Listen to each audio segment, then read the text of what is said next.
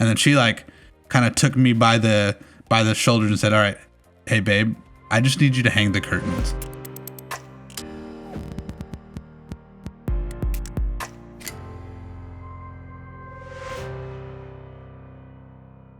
Welcome to episode 3 of the Potentially Successful Podcast. I'm Jeff James, and this is my co-host, Baxter Rob. As always, we want you to join us as we pursue financial freedom, learn from our mistakes, and share our experiences with you.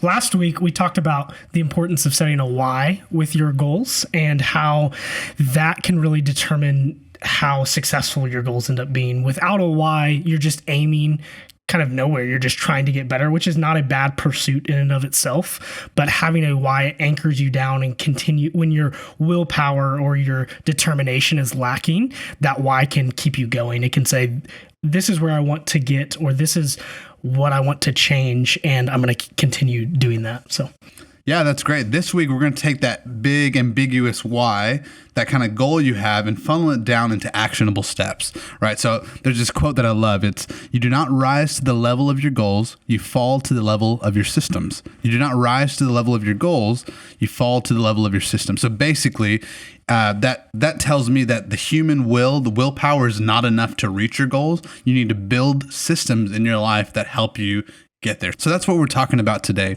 Bax, I've seen, actually knowing you for the past 2 or 3 years, I've seen you kind of live this out. I've seen you go from a really big why or a really big desire to move forward in financial freedom and real estate. And especially in the last 6 months, really funnel that down into more specific actionable goals. Can you take us through that?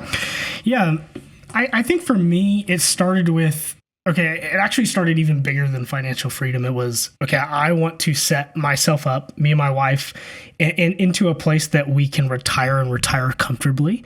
And, the way that we started doing that was investing in index funds. And we can talk about that on a different video. But that was my path of kind of setting aside money, having my money work for me, so that way I can have enough money to retire and live comfortably. Through doing that, I think I figured out that, I didn't want to work forever, and that's where that financial freedom came into play. I realized that, I would like the option or the time freedom, as I mentioned before, and not even having, a large sum of money, but the freedom of my time to do different things. And so it became, this index fund will get me to where I want to be in terms of retirement, but how can I get there a little bit faster? What can I do to accelerate that growth? Yeah. And so that's where the kind of my journey of financial freedom began. And I've, over the last few years have researched a lot of different things. And you and I have even talked a lot of what are some different options of ways to pursue financial freedom. And what I think is going to be best for me, or what I'm most interested in at the moment, is real estate. Mm-hmm. And so I've seen through reading books and listening to other podcasts like Bigger Pockets or different things like that real estate can be really powerful, that you can grow your money, it can build into a business. So it could even be something that, hey, not only can I get time freedom, it could be something that a business that I own and even provide jobs to other people and things like that. So there's a lot of potential there. And so over the last few years, what I've done is kind of started at a research phase, was trying to figure out, I have this big goal of financial freedom, and I think the method in which I want to reach that goal is real estate. But then what does that mean, right? I can read all the books, I can listen to the podcasts, I can do anything, but if I'm not taking any action like we're going to be talking about today, then I'm really not getting towards my goal. It's all conceptual. And I was kind of working through that for a long time, and this year have really solidified kind of where I want to be. And my goal is, over the next 15 years, I want to have $15,000 a month of passive income. So that way, and by passive income, I mean income that I don't have to trade my time for it. It's working for me. It's something that I get regardless of if I work. Your assets are producing that income for you. Exactly. And so that's my goal, is $15,000. That'll be plenty for Holly and I to live off of at this stage in our life, and even planning for future stages. So kind of identifying that of, $15,000 a month and then what is it going to take to get there? So that's my 15-year goals, which is still really far out. And now I'm kind of breaking it down, or what do I need to do maybe in 5 years or this year, and starting to break that down. So I would say my 1-year goal this year, at least in terms of real estate, would be to buy my first investment property. And so that is this 1-year goal. This is what I'm focused on. I've taken it, okay, if I can start with one property, if I can start with one piece to the puzzle, then I can start building up to that 15-year goal. And even with that, if I think about all that it takes and all that I've learned about what it takes to buy a single property, even that can be overwhelming. You think about stuff that those different steps. There's financing, there's finding the right deal, because not every home may make me money or may be a good investment.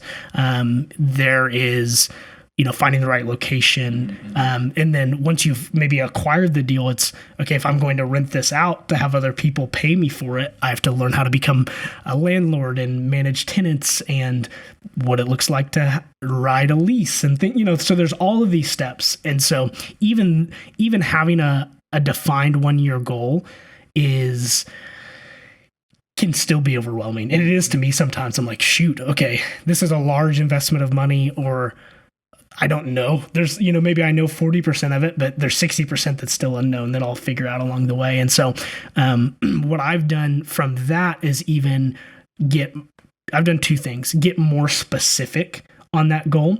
And so it's not just, I want to buy a property, right? Because that could range from buy another single family home in the neighborhood that we live in, or it could be buy a 100-unit apartment complex. I'm not ready for a 100-unit apartment complex. So what I'm looking for is something that is 1 to 4 units that will cash flow me. And by cash flow, I mean it will earn me $500 a month over all of the expenses. And from that, it will also be a 10% return on my investment. So whatever money I earn each year, I will earn 10%, or sorry, whatever money I invest each year, I'll earn 10% back on that. So if I invested, $10,000, I would need to earn $1,000 of cash flow each year for that to be a 10% return. And some of those rules I put into place so that way I'm investing in a property that's going to potentially earn me that money. And then, so that's a little bit more specific. So now I've kind of honed in, okay, now this is where I start looking into those goals. And then what I've done to break it down even further is, because it's still a long ways out and there's quite a long process for buying that home, is, okay, what do I need to be doing each week to be working towards that? And what I've identified for myself is, if I can be analyzing 5 deals a week or more, that will give me enough kind of focus on real estate, but also it will give me enough analysis and looking at deals that across this entire year. If there's 52 weeks this year, if I'm doing 5 a week, I'll have analyzed a lot of deals over the course of this year. And, I can find one that will work within those parameters that we can afford, that will make sense for us. I really see that as you turning your why into what and how, right? And I love that your goal is to have that time freedom. I think that's the measure of wealth that both of us are going for here. And it's awesome to see. Okay, you want to retire. You want to be able to maybe even retire early, live comfortably with your wife, have passive income to the point where you have the time and the money to live how you want, where you want. All of that becomes, it's an open world for you and your wife as soon as you get that time freedom, right? And that financial freedom. So I think what would be awesome is the kind of the roadmap that we use to take our why and turn it into a what and a how is something called SMART goals. And this is a concept that's been around for a long time, but it's something that we use. At this point, we kind of use it, and it's kind of ingrained in our heads to make them actionable steps, make our whys into actionable steps. And so I'm going to go through these goals, and we're going to pick apart Baxter's story, what he just said here, and try to identify where he may have turned his why and successfully funnel it down into more of an actionable step. So SMART goals stand for specific, measurable, attainable, relevant, and time-bound. The S in SMART is for specific. The idea is to make your goals as specific as possible so you know what your goal is, right? It's not a big ambiguous why. Yeah. No, I mean, for me, I mentioned it before was, even the idea of buying a single property to get towards my goal of financial freedom is a step down. It's more specific. It's one property, but it's not specific enough. As I mentioned before, one property could be a small home or it could be a huge apartment complex. And so finding out what is specific to your goal, and that can be something that you copy from somebody else. You hear something that maybe we say or from another podcast or book. I know that's something you and I do all the time, is the best way is to learn from other people, but make sure that even through that you have the lens of, okay, make this specific to me and make sure that this goal that I'm setting is a specific goal. So, the example I gave was it had specific parameters. It was a property that is 1 to 4 units, so nothing bigger than 4 units. And it had $500 a month of cash flow and a 10% year over year return on that investment. And so for me, that would constitute a good first property. So something that might have less cash flow may not meet that. And so, therefore, that wouldn't be aligned with that goal. That's awesome. Hey, just as a little disclaimer, we're going to be talking about real estate here because that's what we're interested in, and that's the medium that we've decided that we want to pursue financial freedom with. But for you, for the listener, these SMART goals and really anything we talk about on this podcast, it's not only for the people interested in real estate. You can take these concepts and you can apply them to your life and to your goals and to your pursuit of financial freedom. So yeah, let's jump into the next one. The M in SMART is for measurable, right? You want to be able to pick apart your goal and know, okay, which parts of these can I actually measure and track over time? Baxter, you want to take us into that? Yeah. So for me, again, measurable, I'll talk about it in the 2 goals that I mentioned. Was the measurable piece is, did essentially this one is kind of a yes or no. Did I buy the property or not? But for the other one that I mentioned of my weekly goal of analyzing 5 deals, I think that's a better measurable goal because I can measure how many times am I doing it? Am I on track to meet my larger goal? And that's better. The measurable piece kind of ties with specific. But that's better than just say analyze deals. Like I want to analyze, and I could even, a specific goal might be I want to analyze the 1 to 4 unit deals, and that would be a specific goal. But without it being measurable, how do I know if I've met that or not? Like, is 1 really enough? And so adding that piece of 5, a number to it, having a quantitative piece to it, allows me to say, yes, I'm measuring the level that I'm pursuing. So maybe, I only did 1 or 2 this week and 10 next week. So I have that on that scale. I can measure if I'm meeting those goals. So. Yeah, you mentioned that measurable and specific kind of mesh well together. I think all 5 of the attributes that we're going to go over, they do mesh well together, but they're separated out in a way that one word couldn't describe all of them, right? But all of them do overlap to some degree. Yeah. But I do like what you said, that the bigger goal of buying a house, it's measurable in the fact it's yes or no, right? Yeah. Did you buy it, right? And the sub goal or the sub action step that you've created of, okay, how do I get there, is looking at 5 houses a week, or looking at many houses a week and deciding to analyze 5 of them, right? And the helpful thing about measuring your goals is it tells you when you should either take a step back or, press on the gas a little bit, right? So like if you for some reason found that you have more time in your day or more time in your week on average, and you're saying 5 is, barely cutting it, it's like, I have the time to do 10, 15, then why not, right? And it doesn't even have to be a constant, I'm now doing 15. That's my goal. It can just be, hey, this week I know I have more time. Let me build in some time to my schedule to look at more deals or more properties to analyze to see if they kind of fit my goal. So the A in SMART goals stands for attainable. And the idea there is that you are setting your goals just far enough to motivate you and be able to actually be reachable, but not so far enough that you are so scared and will fail immediately upon even starting to go for it. Bax, you want to explain? Yeah, I think for mine, to use the two same examples, were I mentioned that there's a big difference between a small single family home and a big apartment complex. For me, an apartment complex is my first investment is not attainable. And so that's where I got more specific to a attainable goal.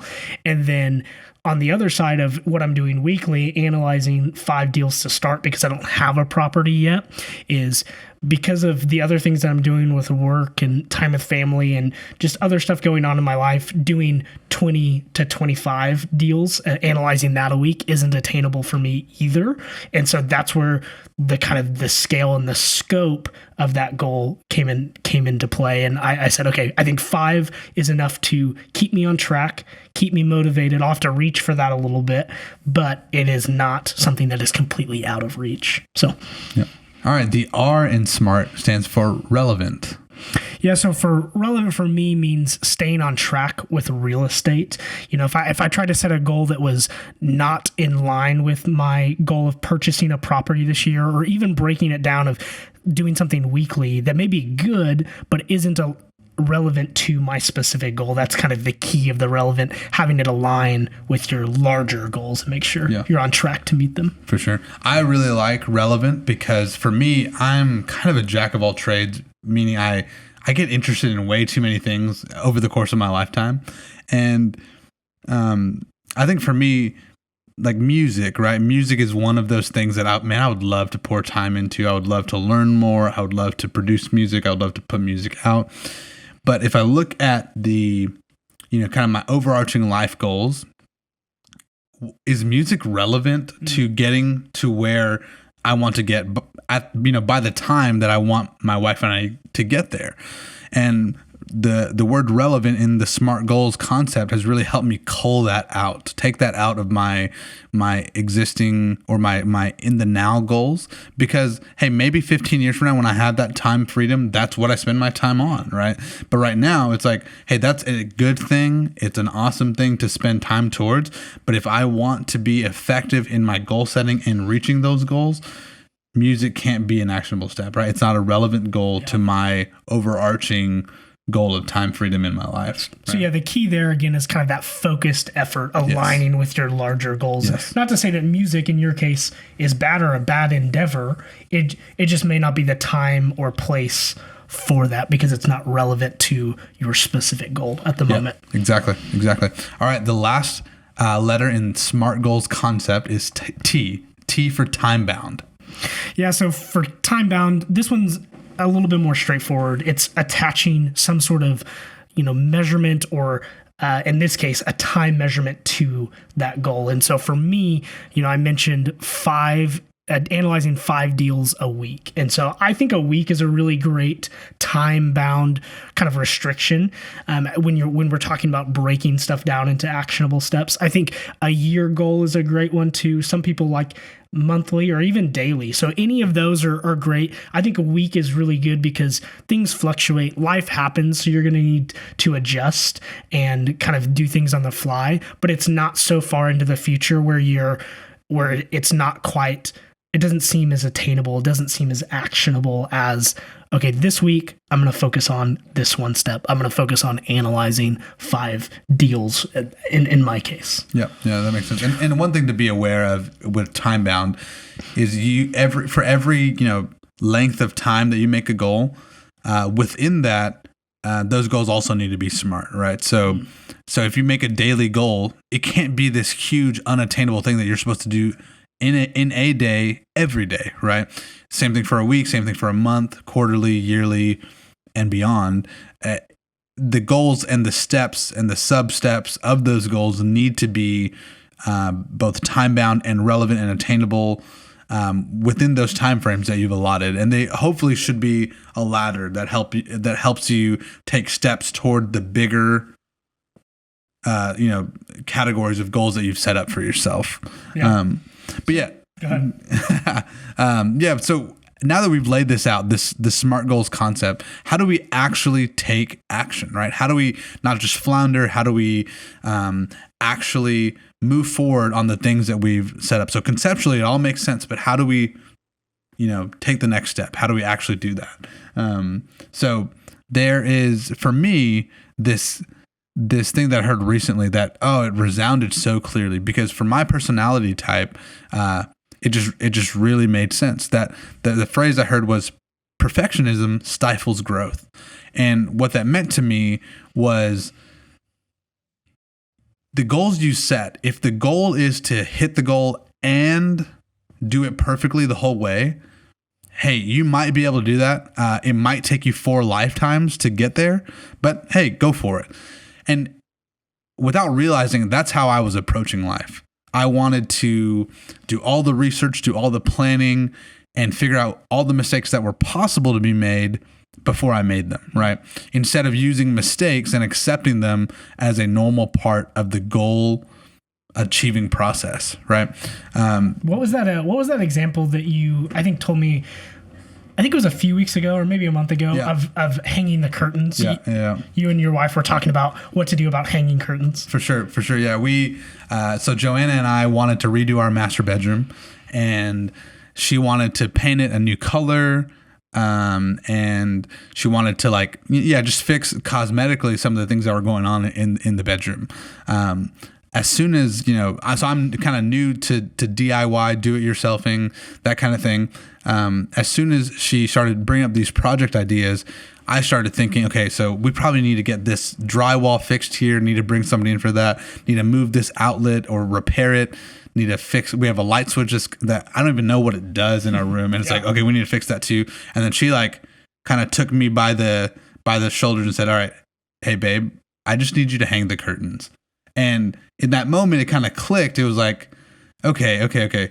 This is me kind of in a nutshell, right? My perfectionism, trying to figure out, okay, what's the best way to get this room done to the best level? And it's like, okay, wait, that's not what the goal is here, right? I just want a more refreshing color, right? We took it from a dingy gray to like a creamy, bright white. And it's awesome, right? But all we had to do was paint the room, and then we hung some curtains.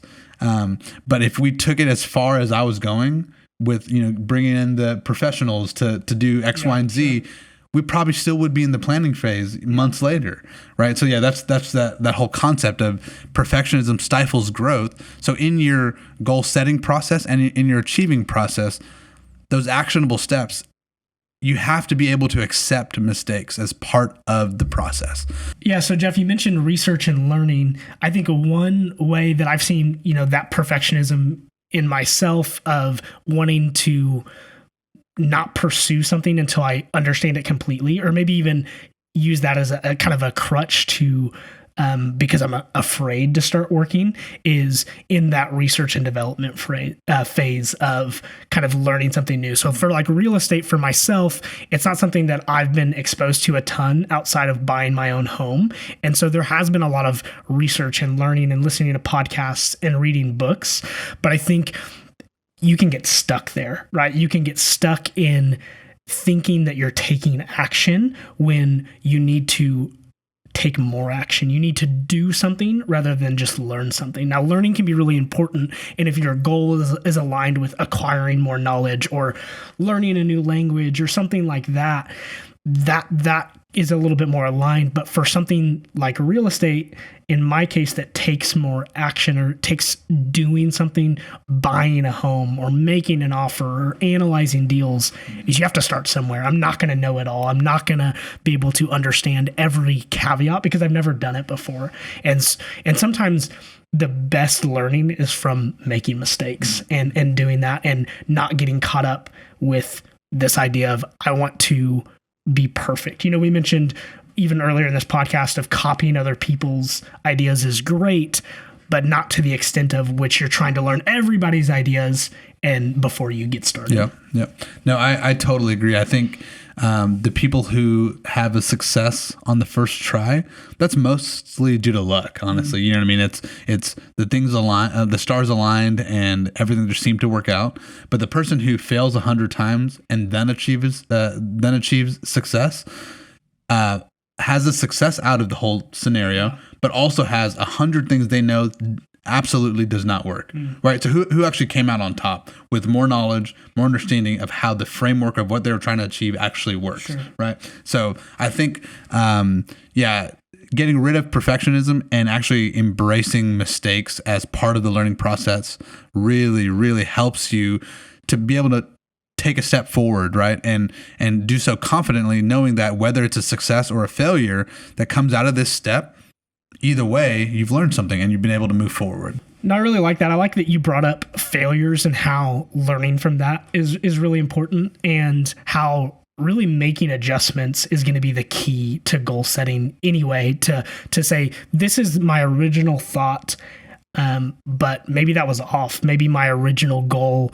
wasn't quite far enough, or it was too ambitious, not attainable, and being able to adjust from that, or learning from something that didn't work out, that failure. And that's what we're going to be talking about next week, is making adjustments, learning how to change either the method in which you're pursuing goals or the goal itself, and understand that's a part of goal setting, and that you may not get it right every time on the first one. So make sure you join us next week. We want to leave you off with an action step. So last week, our action step was to write down some things that you want to change in your life, or maybe a why behind your goals. And so this week, either take your big goal that you've come up with, or maybe this idea of, I want to change this about my life, and now write down, okay, what can I do this week?